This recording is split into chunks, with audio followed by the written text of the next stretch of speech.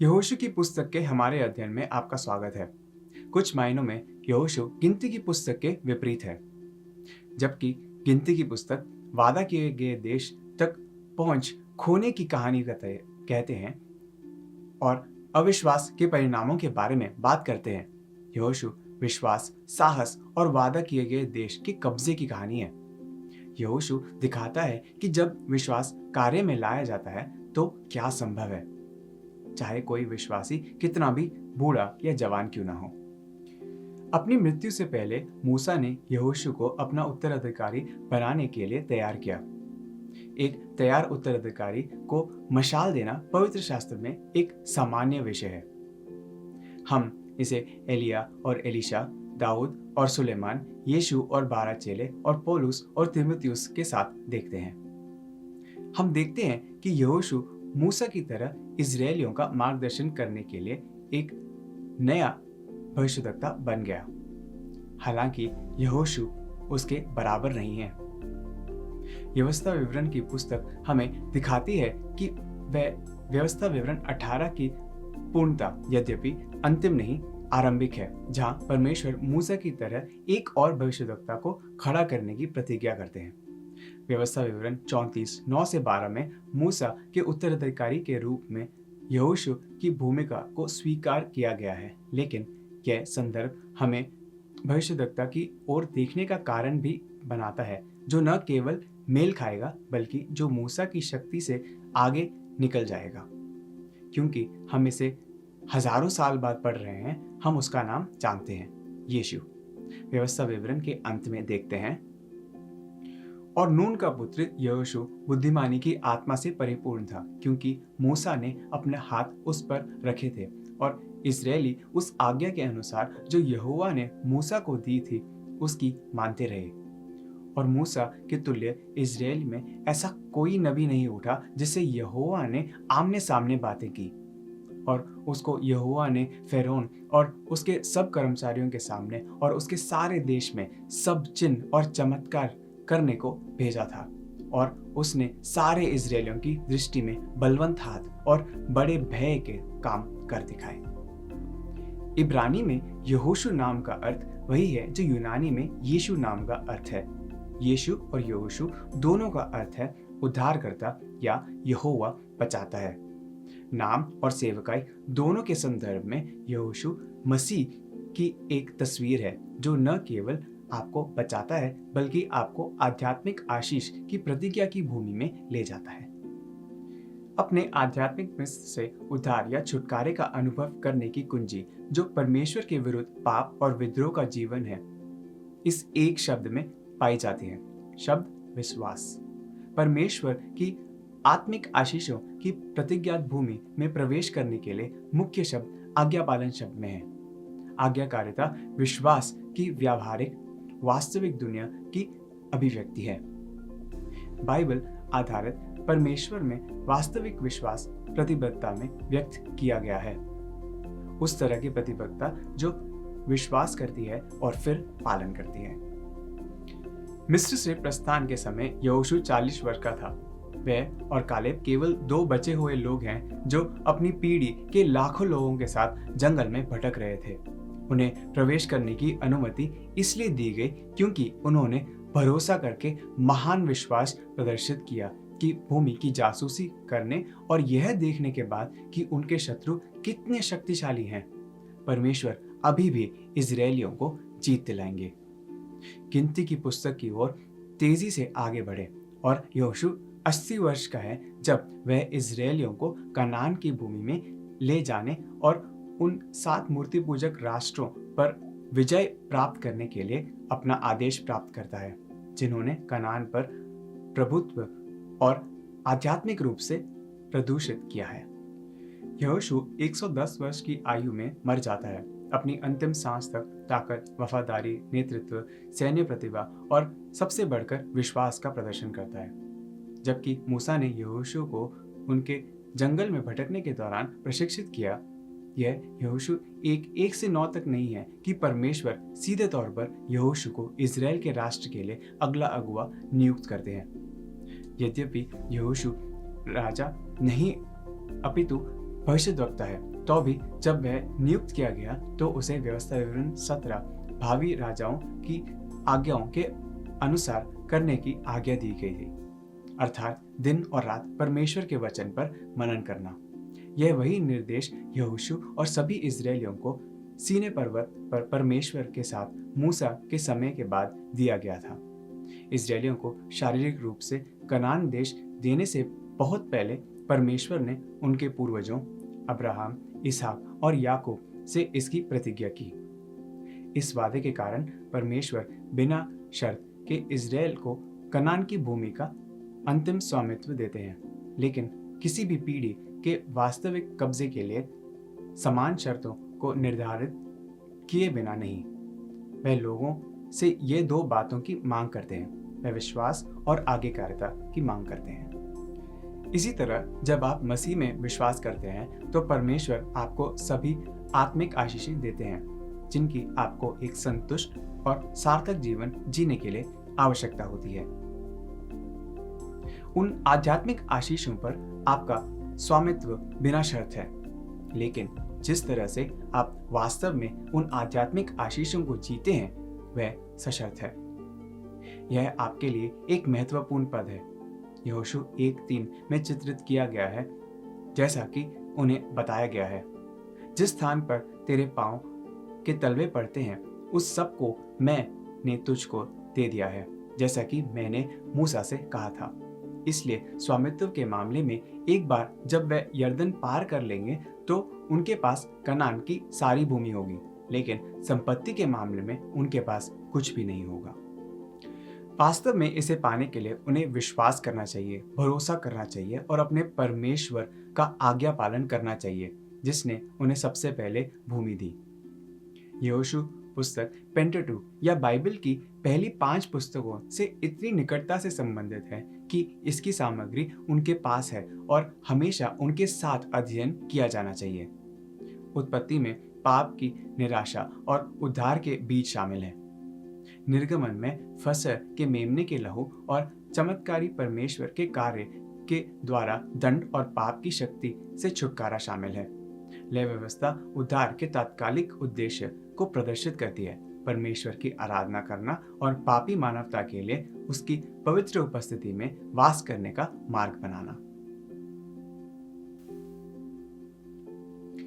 गिनती की पुस्तक एक आज्ञाकारी जीवन के परिणामों को प्रदर्शित करती है। जब हम इजराइल राष्ट्र को मंडलियों में घूमते हुए देखते हैं, प्रतिज्ञा की भूमि की आशीषों को देखने में सक्षम होते हैं, लेकिन इसे अनुभव करने में असमर्थ होते हैं।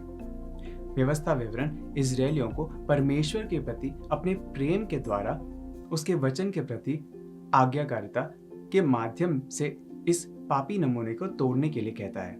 उन्हें हर आध्यात्मिक संपत्ति का स्वामित्व लेने का निर्देश दिया जाता है और हर आध्यात्मिक आशीर्वाद का अनुभव करने के लिए परमेश्वर उन्हें देने के लिए तैयार है। यहोशू की पुस्तक दिखाती है कि विश्वास के द्वारा आत्मिक विरासत प्राप्त करना कैसा दिखता है। यहोशू में नए नियम के साथ भी संबंध है। जो पुराने नियम के लिए यहोशू की पुस्तक है, वही इफिसियों की पुस्तक नए नियम के लिए है। यहोशू आपको बताता है कि विश्वास के द्वारा आप वादा किए गए देश में जा सकते हैं और एक विश्वासी के रूप में परमेश्वर ने आपके लिए जो योजनाएं बनाई हैं उसका अनुभव कर सकते हैं। इफिसियों ने इस संदेश का विस्तार करते हुए विस्तार से बताया कि विश्वासी के लिए इसका क्या अर्थ है। यह आपके लिए उपलब्ध आत्मिक आशीषों के बारे में बताता है। यहोशू 1:3 यहोशू का मुख्य वचन है जिसे हमने पहले पढ़ा था, अर्थात जिस जिस स्थान पर तुम पांव धरोगे वह सब मैं तुम्हें दे दूंगा। और इफिसियों 1:3 पत्र का मुख्य पद है जो कहता है, हमारे प्रभु यीशु मसीह के परमेश्वर और पिता का धन्यवाद हो कि उसने हमें मसीह में स्वर्गीय स्थानों में सब प्रकार की आत्मिक आशीष दी है। जैसे परमेश्वर इजराइल के लोगों को आशीष देना चाहते हैं, वैसे ही परमेश्वर के पास ये सभी आत्मिक आशीषें उनके लिए प्रतीक्षा कर रही हैं जो मसीह से प्रेम करते हैं और उनकी सेवा करते हैं। हालांकि आप बस आसपास बैठकर उनकी प्रतीक्षा नहीं कर सकते, आपको उन्हें अपने कब्जे में लेना होगा। क्या आप विश्वास करते हैं कि यहोशू और इफिसियों की ये प्रमुख आयतें क्या कह रही हैं? क्या आप मानते हैं कि आपके लिए वादा किए गए देश में प्रवेश करना संभव है, जिसे यीशु ने यूहन्ना 10:10 में कहा है, जीवन पाएं और बहुतायत से पाएं? यदि आप करते हैं तो यहाँ चुनौती है। विश्वास के द्वारा मसीह के सभी आत्मिक आशीषों में प्रवेश करें और अपनी आत्मिक संपत्ति को अपने कब्जे में लें। यहोशू और इफिसियों की ये प्रमुख आयतें हमारे लिए सुसमाचार को सारांशित करती हैं कि अनुग्रह और सच्चाई इस संसार में आए और विश्वास के द्वारा आपके जीवन में आ सकते हैं। प्रेरित पत्रस भी इस आवेदन को समझने में हमारी मदद करता है। वह दूसरा पत्रस 1:3 में कहता है, क्योंकि उसकी ईश्वरीय सामर्थ्य ने सब कुछ जो जीवन और भक्ति से संबंध रखता है हमें उसी की पहचान के द्वारा दिया है। पत्रस का जोर परमेश्वर को जानने पर है। परमेश्वर ने हमें पहले से ही वह सब कुछ दिया है जो हमें ईश्वरीय जीवन जीने के लिए चाहिए। अब आपको आना होगा और परमेश्वर को जानना होगा और उस जीवन में चलने के लिए उसके साथ संबंध में होना होगा। यदि यह सच है कि परमेश्वर ने सभी आत्मिक आशीषें दी हैं और यह कि हम सब प्राप्त कर सकते हैं, तो ऐसा क्यों है कि कभी कभी हमारा जीवन इन आशीषों को प्रतिबिंबित नहीं करता? प्रेरित याकूब 4:1-3 में कहता है, तुम में लड़ाइयाँ और झगड़े कहाँ से आ गए? क्या उन सुख विलासों से नहीं जो तुम्हारे अंगों में लड़ते भिड़ते हैं? तुम लालसा रखते हो और तुम्हें मिलता नहीं, इसलिए तुम हत्या करते हो। तुम ढा करते हो और कुछ प्राप्त नहीं कर पाते, तो तुम झगड़ते और लड़ते हो। तुम्हें इसलिए नहीं मिलता कि मांगते नहीं। तुम मांगते हो और पाते नहीं, इसलिए कि बुरी इच्छा से मांगते हो, ताकि अपने भोग विलास में उड़ा दो। सच तो यह है कि आशीषें सब होती हैं, लेकिन हम हमेशा उन्हें मांगते नहीं हैं, और जब हम मांगते हैं, दुर्भाग्य से यह हमेशा सही कारणों से नहीं होता है। हम ऐसा क्यों करते हैं, जबकि परमेश्वर ने कृपा करके हमें वह सब कुछ दिया है जिसकी हमें आवश्यकता है?